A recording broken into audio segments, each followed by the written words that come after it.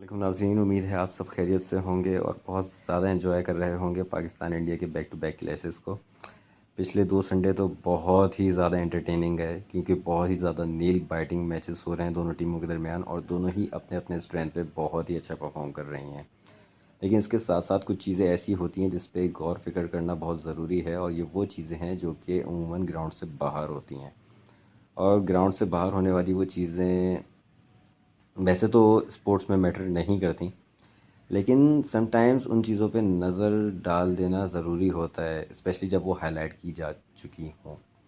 हालांकि मैं सोचा नहीं था कि इस बारे में कभी जो है बोलना होगा, लेकिन चूंकि वैसे यहाँ पे बात हो रही है उस एक बॉलर के बारे में जो कि जिसका नाम अर्शदीप है, जो इंडिया से हैं।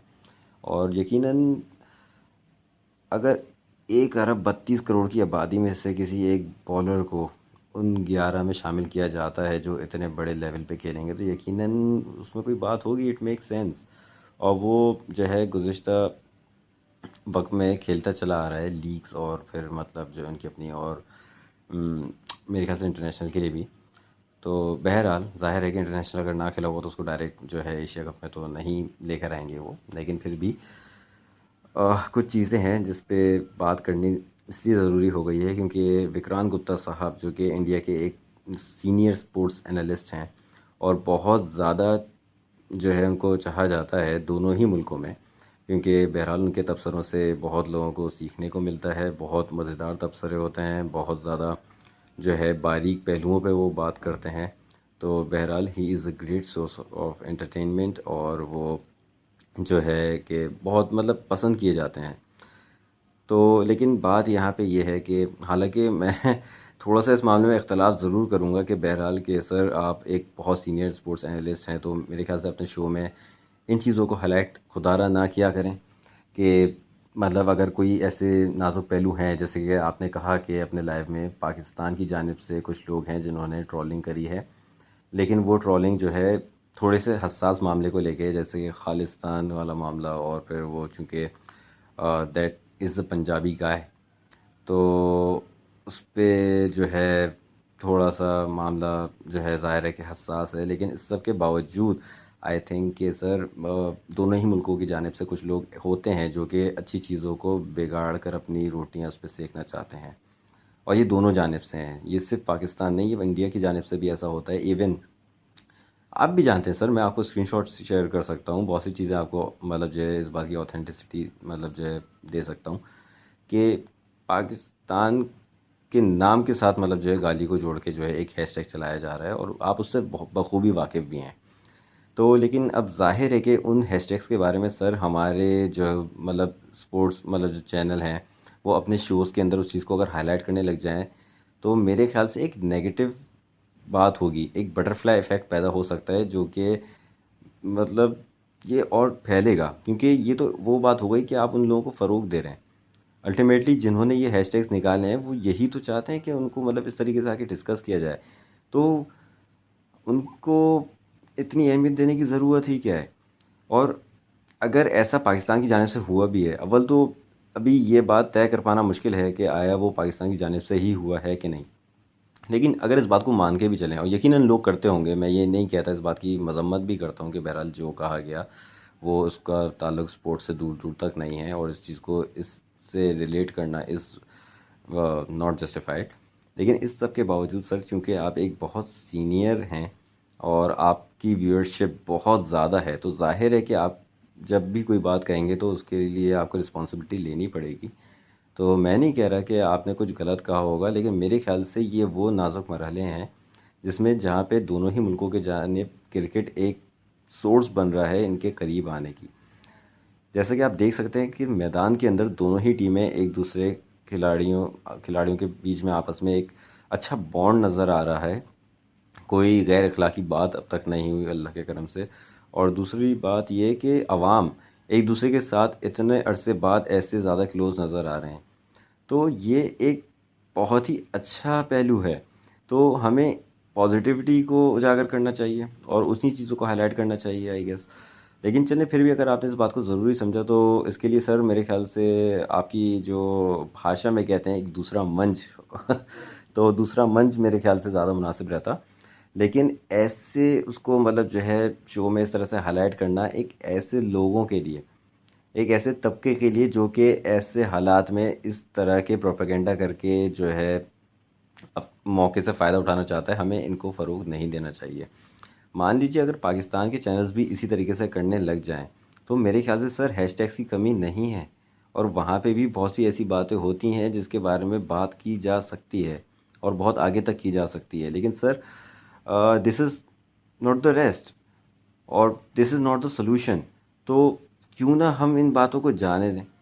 और दूसरी बात ये है कि ज़ाहिर है कि हम लोग आपके बहुत बड़े फ़ैन हैं और हम आपको देखना पसंद करते हैं और इंशाल्लाह आइंदा भी देखना चाहेंगे। And here I would like to add something. वो बात है इनके अर्शदीप को लेके और भुवनेश्वर कुमार को लेके, जो कि बहुत से तज्ज़ियाकारों को हमने सुना, उन्होंने ये कहा कि भुवनेश्वर कुमार ने 19 ओवर में बहुत ही ज़्यादा ख़राब बॉलिंग करी और 19 रन दे दिए, जो कि एक अनुभवी बॉलर को ज़ेब नहीं देता कि वो मतलब जो है एंड में आके इस लेवल की बॉलिंग करे। ठीक है, बात अपनी जगह सही हो सकती है, लेकिन सर ये बात तब सही होती जब आपके पास एक प्रॉपर टीम होती। आप लोगों ने जो अपने बॉलर्स के लिए सर्कमस्टेंसेस पैदा किए वो भी थोड़े से अनयूजुअल थे। अब आप खुद सोचिए कि आप हार्दिक पांड्या जैसे बॉलर को, मैं नहीं कहूँगा कि वो बहुत बुरे बॉलर हैं, बट मुझे इतना पता है कि he is not a proper bowler, he is not an attacking bowler basically, he is not a seamer. तो एक ऐसे बॉलर को आप एक मेन बॉलर काउंट करके टीम में नहीं ले जा सकते। ये आप लोग भी अच्छी तरह से जानते हैं कि ही इज़ एन एक्स्ट्रा, ये एक एडिशनल पार्ट है कि वो उनसे ओवर निकलवा लिए जाते हैं और वो लेंथ पे बॉल करके जो है क्रूशल वक्तों में जो है दो चार विकेटें भी कभी कभी खा लेते हैं।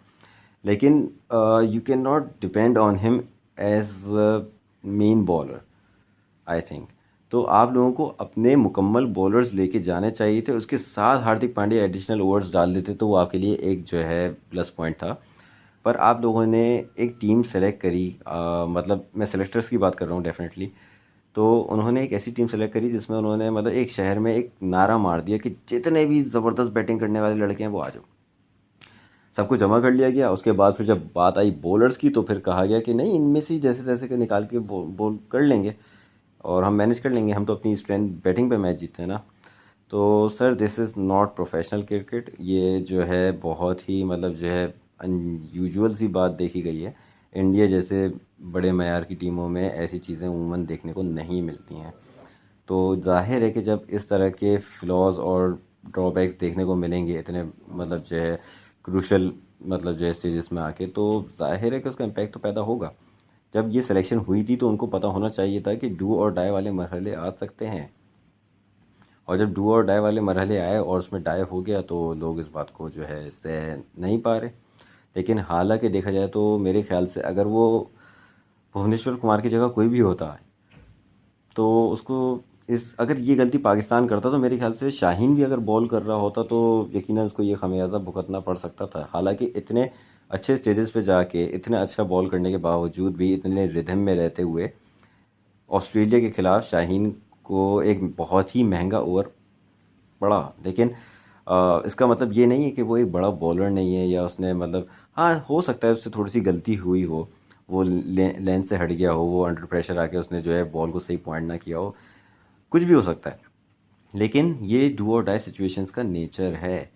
तो उसमें आके किसी को इस तरह से टारगेट कर देना कि वो जो है उसने बहुत ज़्यादा ख़राब बॉल करा, उसके ख़राब बॉल में ज़िम्मेदारी सेलेक्टर्स को लेनी पड़ेगी क्योंकि वो भी अनुभवी हैं और उनको एक प्रॉपर बॉलिंग पैनल भेजना चाहिए था जो कि भुवनेश्वर का साथ देते।